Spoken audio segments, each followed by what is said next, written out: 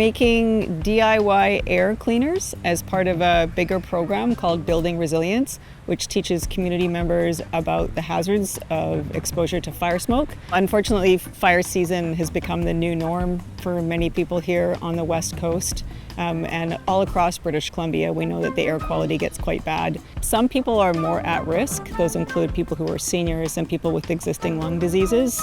So the Building Resilience project actually goes to communities where they're at and talks to them about fire smoke, their health, and then steps that they can take to reduce their exposure.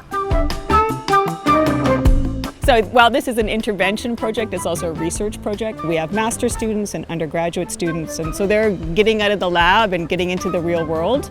They're learning how to engage with people, and then we're doing some follow-up research with the people who have made the units. It's a box fan, has to be a certain wattage, 80 watts. It has to be at least a MERV 13 furnace filter.